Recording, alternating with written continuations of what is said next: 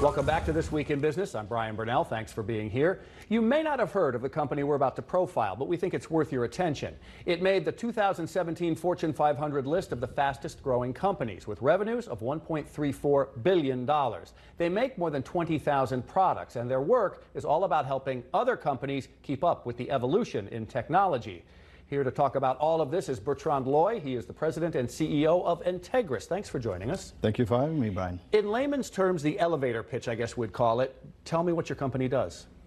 So Entegris is the leading provider of process solutions for some of the most advanced manufacturing environments in the world. So these products can take many different forms. They can be advanced materials, they can be filters, they can be materials handling solutions.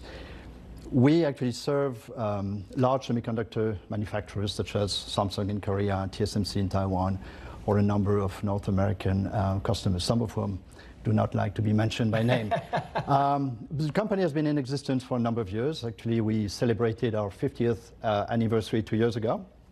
And more importantly, we just reported another record year last year with, as you mentioned, revenues in excess of $1.3 billion.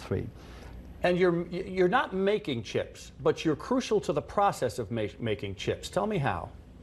We are indeed not making chips. What we do is we create some high-value process solutions to enable yield optimization and to enable greater performance of the chips. So is this about the efficiency of the chip, or is it about the materials that go into the chip, or are those two combined?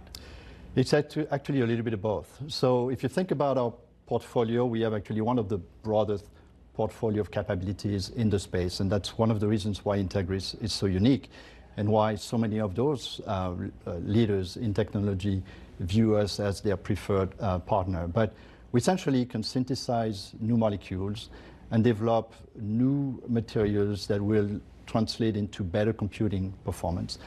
But we also have the contamination control expertise to bring those materials to greater levels of purity.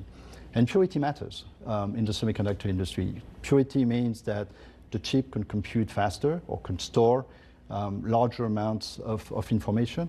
But purity also means that the cost of the chips can be lower, which is important for you. You don't want, when you buy the next generation cell phone, you don't want to pay a lot more for your cell phone. And reliability too, does it affect? And reliability is absolutely another indirect benefit of purity.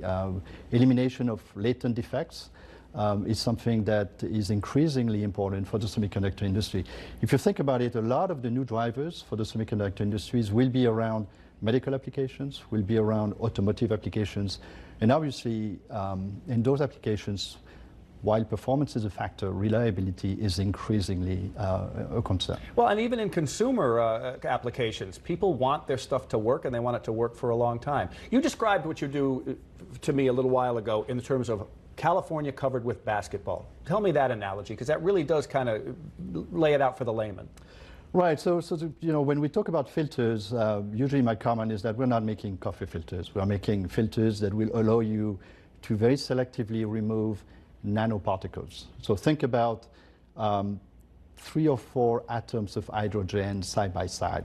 Now, it probably doesn't tell you anything. So again, if you want to think about the size, and if you want to think about the very stringent concentration levels that the industry is concerned about, I was using this California analogy, covered with basketballs, the charter for us, what our customers will be expecting us to do, is to very selectively remove the green basketballs while leaving the orange basketballs, because they are the active ingredients of the chemistries that they're trying to purify.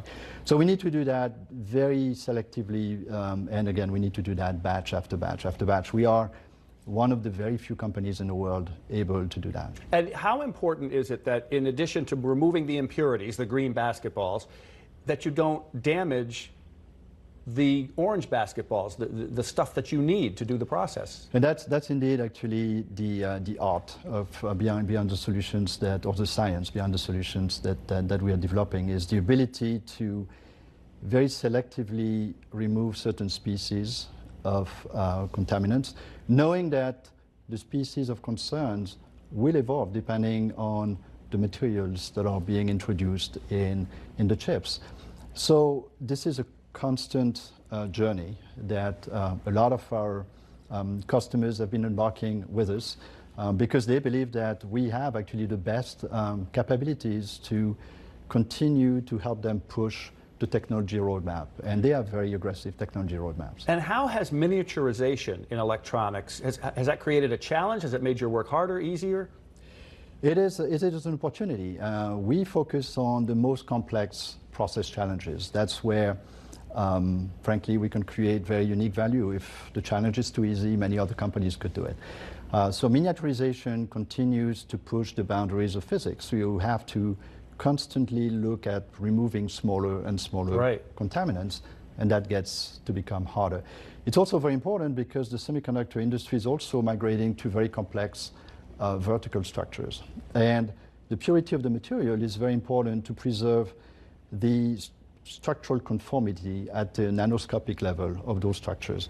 You know, if your structures are not totally conformal, you could actually damage the reliability and the performance of the chip. That is a great way to put it, though, that the challenge is an opportunity. It really is. Let's talk about the business side of this. You're in Massachusetts. What does Massachusetts provide to you that you might not get elsewhere?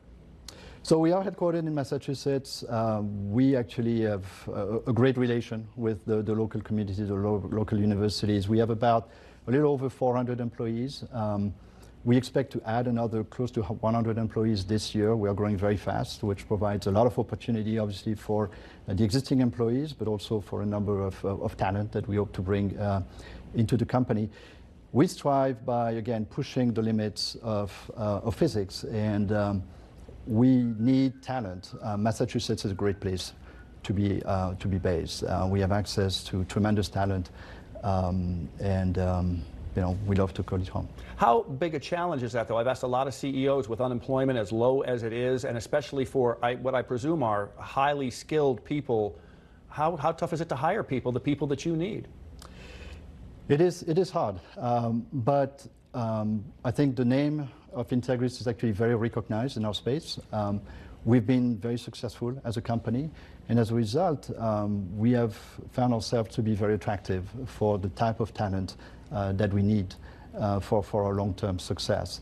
But we don't take any of that for granted. So we have actually also started an internal effort to take greater control of our talent acquisition strategy. We have internalized that function.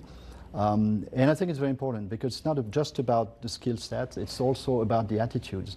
If you think about what we're trying to do, we collaborate with our customers on very difficult process challenges.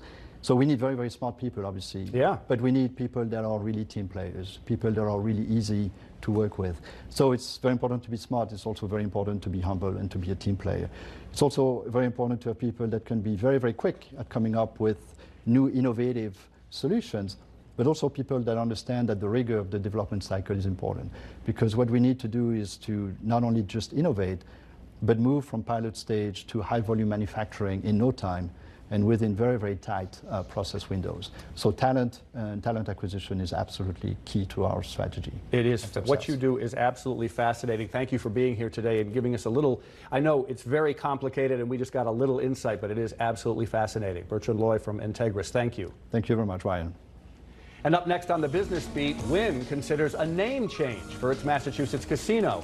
And why is a signature Boston company, John Hancock, leaving the seaport to go back to the Back Bay?